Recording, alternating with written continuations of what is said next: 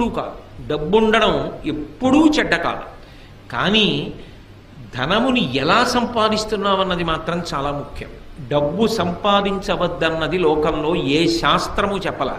డబ్బు సంపాదించవద్దు అని చెప్పలేదు సరికదా, డబ్బు సంపాదించకపోతే పాడైపోతావు, డబ్బు సంపాదించాలని చెప్పారు. కానీ మీరు ఇక్కడ ఒక్క విషయాన్ని జ్ఞాపకం పెట్టుకోండి, డబ్బు సంపాదించడం అనేది ఎంత ముఖ్యమో సంపాదించిన డబ్బు వలన అహంకారం పెరగకుండా ఉండడం కూడా అంతే ముఖ్యం. ఎందుకో తెలుసా, తొందరగా మనిషికి అహంకారాన్ని కల్పించగలిగినది ఏది అంటే డబ్బే. రామకృష్ణ పరమహంస ఒక ఉదాహరణ చెప్తుండేవారు. ఒక మహారాజు గారు భద్రగజం ఎక్కి వెళ్ళిపోతున్నాడు. ఆ కింద ఓ పెద్ద కన్నం ఉంది, ఆ కన్నంలో కప్ప ఒకటి ఉంది. ఆ కప్ప పైకొచ్చి, కప్ప కాలు ఎంతంటే ఎంత ఉంటుందండి, ఎంత పెద్ద కప్ప అయితే మాత్రం ఇంత ఉంటుంది, ఇంత పెద్ద కప్ప అయితే దాని కాలు ఇంత ఉంటుంది. అది ఏం చేసిందంటే, రాజుగారు ఏనుగెక్కి వస్తున్నాడు, ఎదురైన చౌత నమదకరీంద్రము డిగ్గికేలు తనసగి ఎక్కించుకొని అంటాడు అలసాని పెద్దనగారు. అలా ఏనుగు మీద వస్తున్నాడు. ఈ కప్ప కన్నంలోంచి బయటికి వచ్చి కాలు ఎత్తింది. ఏయ్ ఏనుగా పక్కకి పో, ఇక్కడ నేనున్నానని తెలీదా, ఇలా వస్తున్నావు, నేనున్న ఇల్లు ఒళ్ళు దగ్గర పెట్టుకోవాలి. రామకృష్ణ పరమహంస శిష్యుడితో నించుని ఉన్నారు. శిష్యుడు తెల్లబోయి పరమహంసని అడిగాడు, ఇదేమిటంటే ఏనుగు మీద కప్ప కాలెత్తుతోంది, ఇంత ధైర్యం ఇంత గర్వం కప్పకి ఎందుకు వచ్చాయన్నారు. అంటే పరమహంస అన్నారు, ఇవాళ మధ్యాహ్నం ఇటుగా జేబుకి చిల్లున్న లాల్చీ వేసుకున్న వ్యక్తి వెళ్ళాడు. పావలా కాసు చిన్నది కదూ, ఆ కన్నంలోంచి జారి కింద పడి దొల్లి కప్ప ఉన్న కన్నంలోకి వెళ్ళింది. కప్ప దగ్గర పావలా ఉంది ఇప్పుడు, అందుకని ఏనుగు మీద కాలెత్తింది. మాకురుధన జన యవ్వన గర్వం హరతి నిమేష కాలసర్వం మాయామయమిదమఖిలం హిత్వా బ్రహ్మపదంతం ప్రవిశ విదిత్వా అంటారు శంకర భగవత్పాదులు. డబ్బేం చేసింది, డబ్బా నేను పాడు చేసింది. ఎంత ఐశ్వర్యమున్నా పరమ వినయ విధేయతలతో ప్రవర్తించినటువంటి గొప్ప గొప్ప చక్రవర్తులు లోకంలో లేరు. వాళ్ళకి ఏమైనా దోషం వచ్చిందా? ధర్మరాజు గారు ఎంత ధార్మికంగా ఎంత వినయంగా ప్రవర్తించాడు, భీష్మాచార్యుల వారు ఎంత వినయంతో ప్రవర్తిస్తాడు, నలచక్రవర్తి ఎంత వినయంతో ప్రవర్తించాడు, ఈ భూమండలాన్నంతటినీ ఏలినటువంటి చక్రవర్తులు ఎంత వినయంతో ప్రవర్తించారు. వాళ్ళు ఎంత డబ్బు సంపాదించినా ఆ డబ్బు వాళ్ళ యొక్క అహంకారానికి ఎన్నడూ కారణము కాలేదు. వాళ్ళు పరమ వినయంతో ప్రవర్తించి ఆ డబ్బుని సద్వినియోగం చేసి జీవితంలో గట్టెక్కారు. జనక మహారాజు గారు సర్వ సంగములు విడిచిపెట్టి విదేహ వంశమునందు జన్మించి దేనితోటి సంబంధం లేకుండా, రాజ్యంతో సంబంధం లేకుండా రాజ్య పరిపాలన చేస్తూ నిస్సంగి జీవితాన్ని గడిపి తరించలా. బ్రతకడం రావాలి. బ్రతకడం రానప్పుడు అహంకారం ఒక్కటే ఉండిపోయింది అనుకోండి. అహంకారం చిట్ట చివరికి ఏం చేస్తుంది అంటే, డబ్బు వలన వచ్చినటువంటి అహంకారం చాలా ప్రమాదకరమై సర్వభ్రష్టత్వాన్ని పొందేసిన తరువాత ఒక పెద్ద ఇబ్బంది కూడా తెస్తుంది. ఇంత బ్రతికిన వాడు ఒక గోడ నీడలో నిలబడి భిక్షాటన కూడా చేయలేడు, రూపు మార్చుకొని తిరగవలసి ఉంటుంది ఎవరు గుర్తుపట్టకుండా. అందుకని జాగ్రత్త సుమా.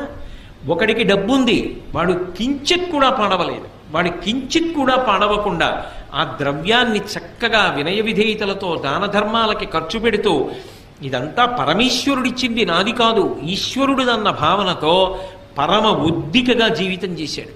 వాళ్ళని డబ్బేం పాడు చేసింది? ఒక్కొక్కడు 5 రూపాయలు అహంకారానికి కారణమైపోతోంది. అది డబ్బు పాడు చేసిందా?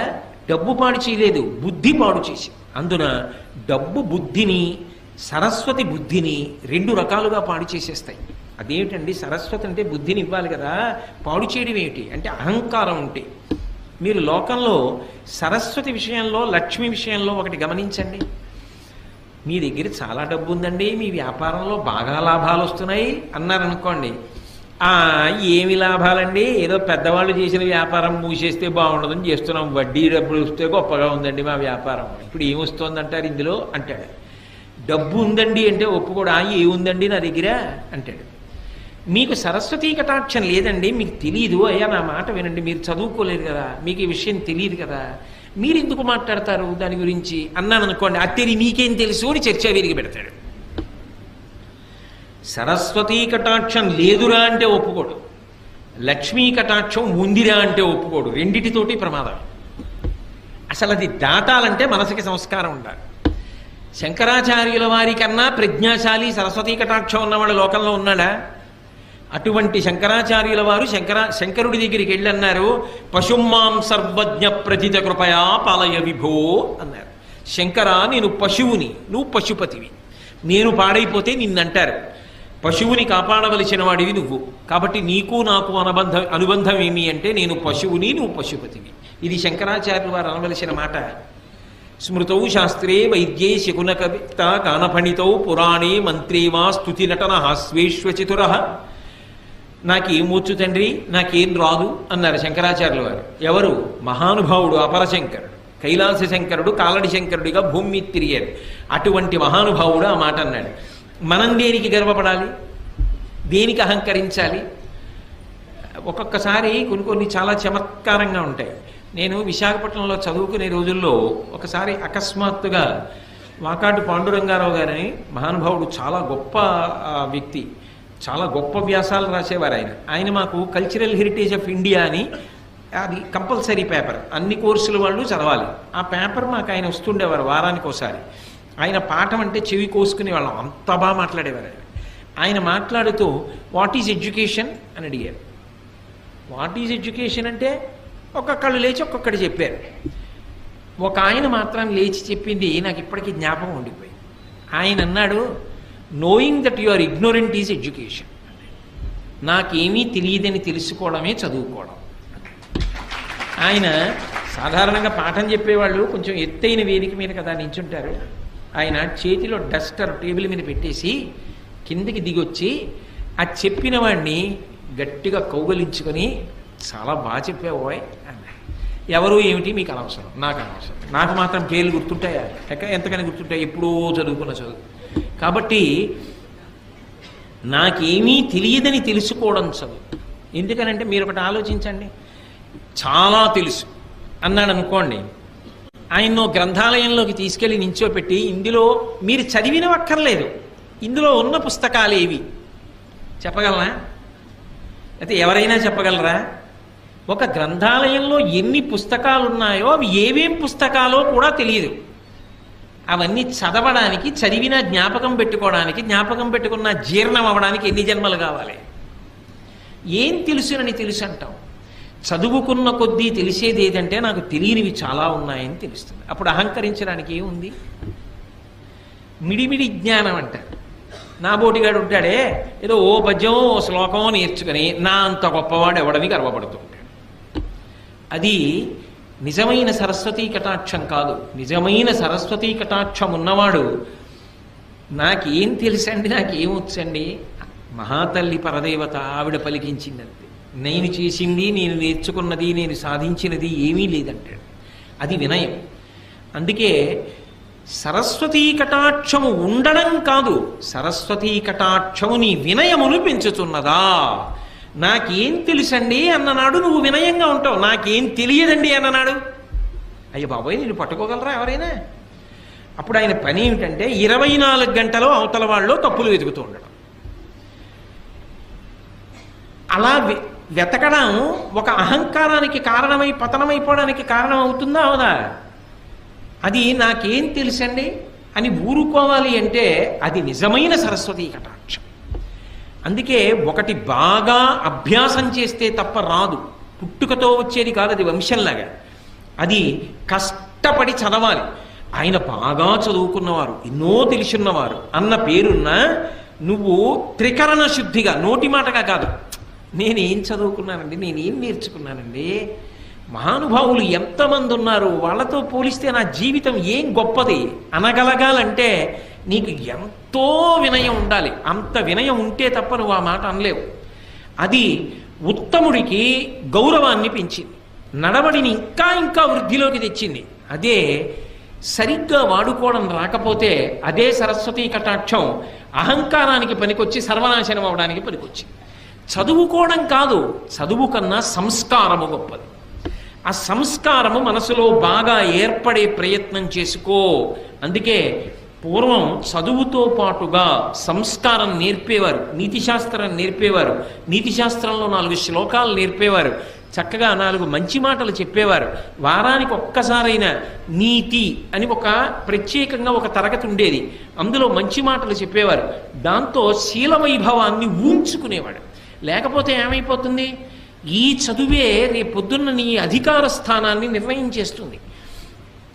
ఒక 10వ తరగతి చదువుకున్నవాడు ఒక స్థానంలో ఉంటాడు, పట్టభద్రుడైన వాడు ఒక స్థానంలో ఉంటాడు, ఐఏఎస్ చదువుకున్నవాడు ఒక స్థానంలో ఉంటాడు, గొప్ప వైద్యం చదువుకున్నవాడు గొప్ప వైద్య నిపుణుడై వైద్యుడిగా ఉంటాడు, సాంకేతిక రంగంలో పురోభివృద్ధి చెందినవాడు ఆనకట్ట కట్టడానికి ఎడతాడు.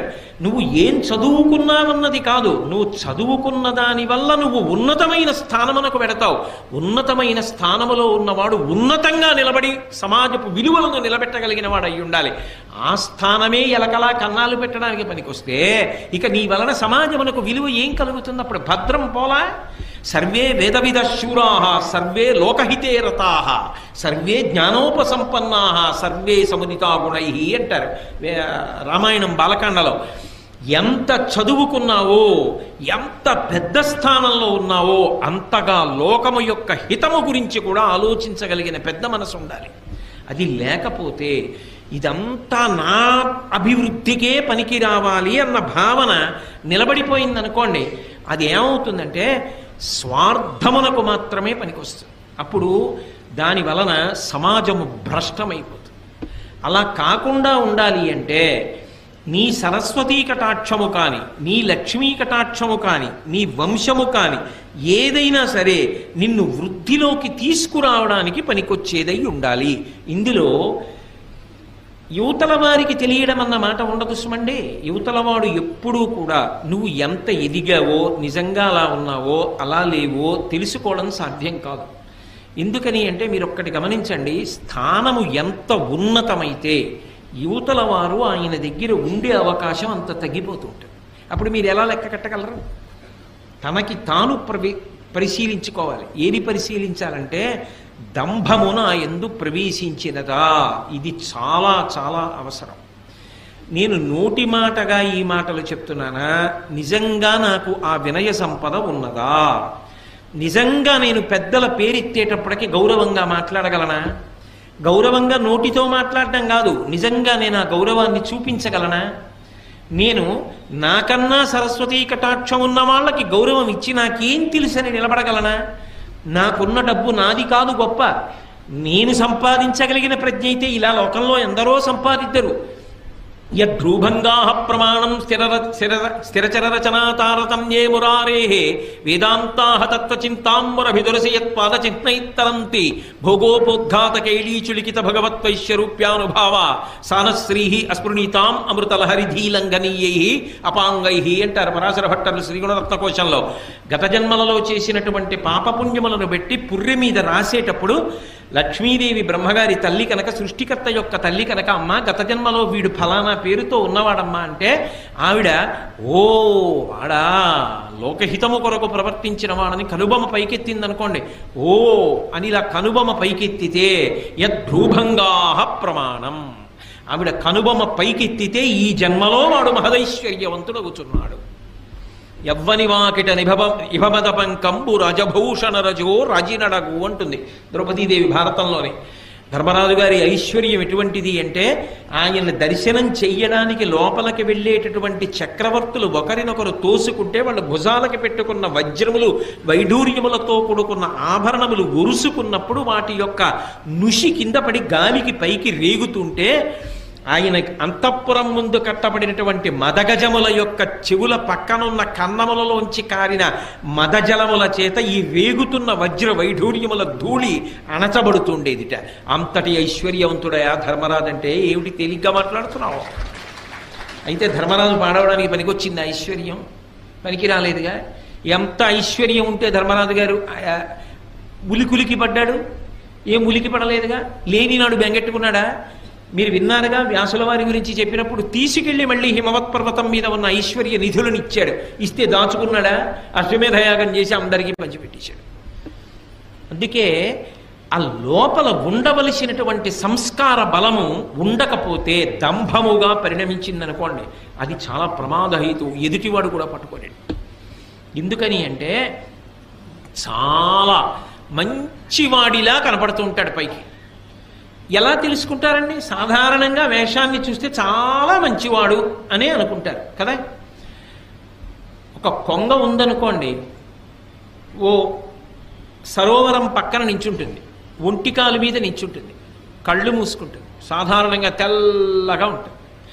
కొంగ జపం అంటారు. అందుకే చూసిన వాళ్ళు ఏమనుకుంటారు, అబ్బా ఈ కొంగ ఏదో పెద్ద మార్పు వచ్చేసింది, లోపల జీవుడెవరో ఆ సరోవరంలో స్నానం చేసి ఇంత తెల్లవారకట్ట దాని ఒడ్డున నించుని ఇంత చలిలో అలా కళ్ళు మూసుకొని అలా జపం చేస్తోందే కదలకుండా అనుకుంటాం. అది నిజానికి సంపుటములను ముందుకు చాపి ఇలా చూసుకుంటూ ఉంటుంది. చేప నీళ్లలోంచి ఇలా వచ్చిందనుకోండి, చటుక్కున తిరిగి సంపుటములతో చేపని పట్టుకుని పైకి ఎగిరిపోయి తినేస్తుంది.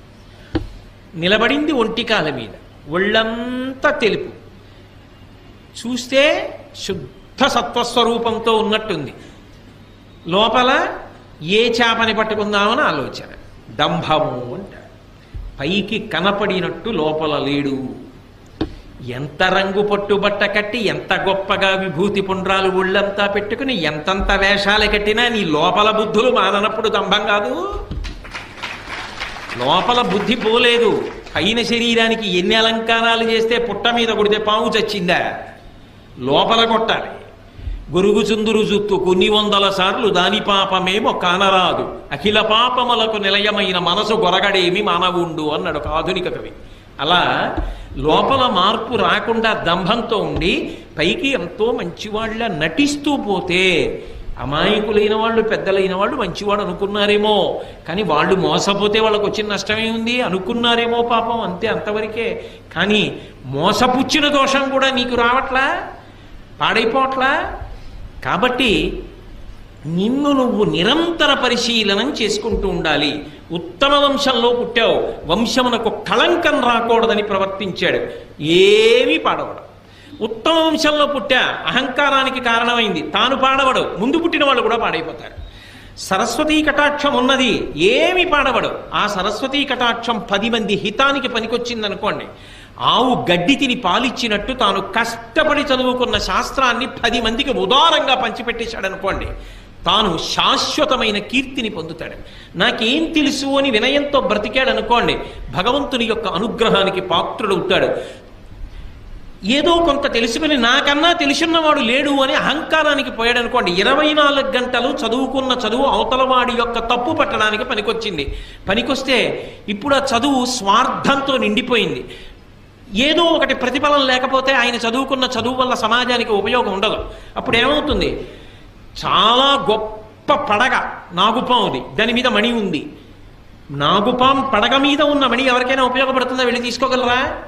ఆయన ఎంత చదువు ఉంటే మాత్రం ఎవరికి ఉపయోగపడుతుంది? అవతల వాళ్ళలో తప్పులు ఎంచడానికి పనికొస్తుంది, ఇంకొకరిని చిన్నబుచ్చడానికి పనికొస్తుంది. అలా ఉండకూడదు కదా.